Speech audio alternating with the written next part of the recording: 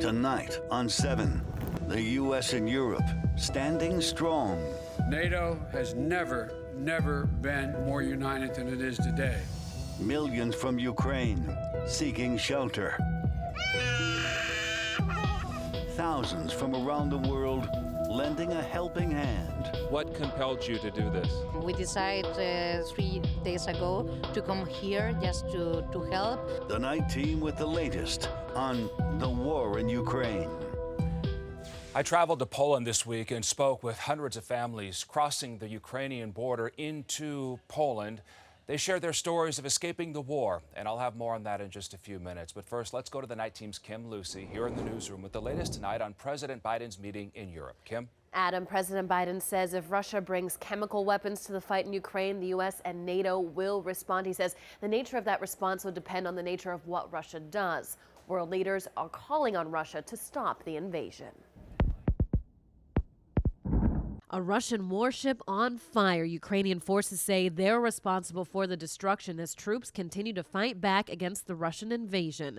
And the devastated city of Mariupol, Ukrainian forces releasing video of what they say as a strike on Russian forces near the center of the city.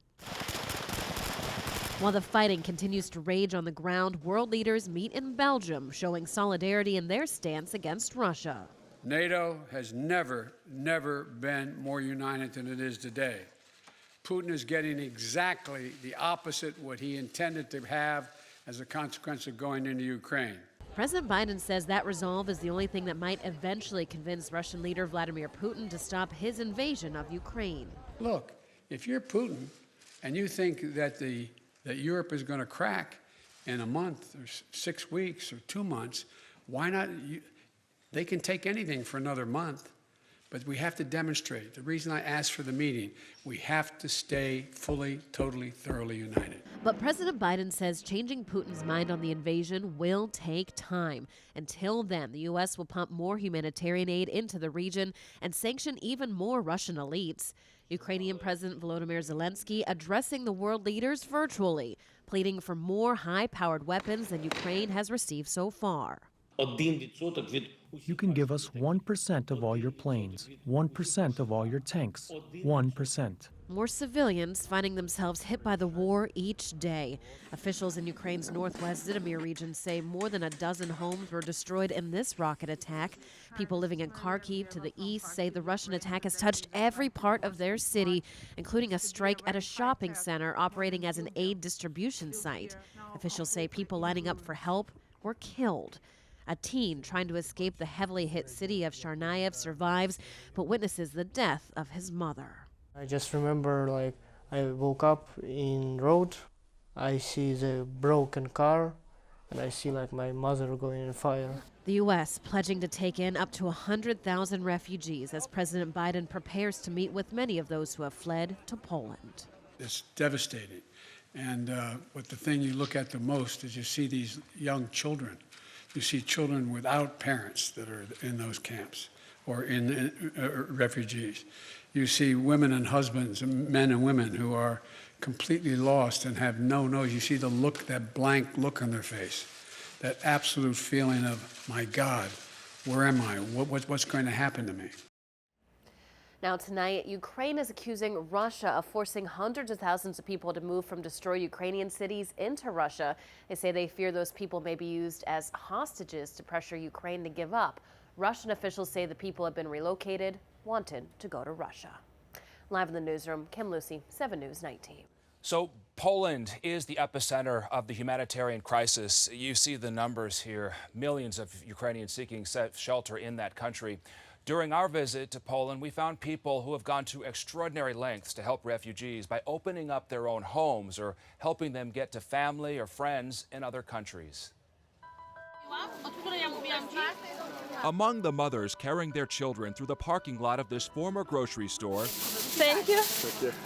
are the people accepting food from these tents and the volunteers in bright yellow vests. I'm David from Ireland. They've come here from all over the world to help out in any way they can. I thought, I can do that.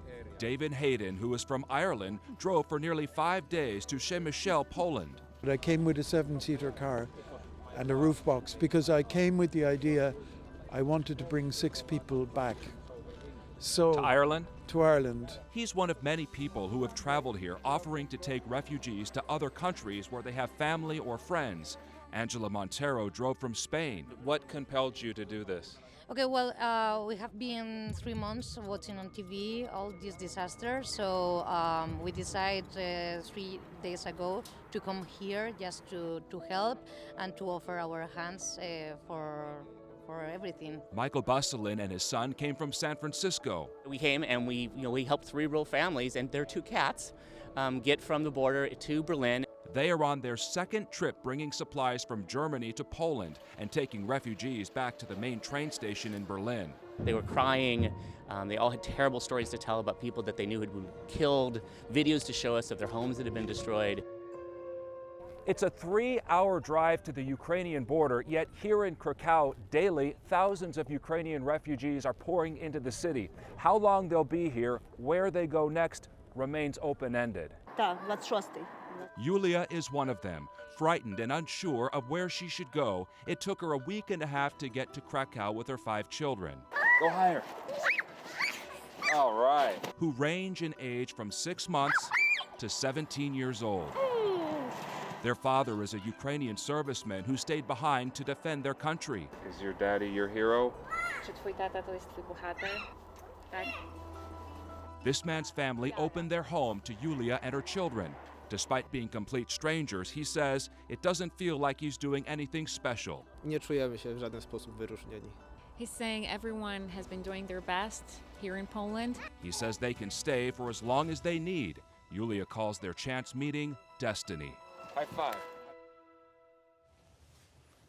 Yulia connected with that Polish family through a network of distant friends. Even after traveling for 10 days straight, you saw, that she and her children are in pretty good spirits considering.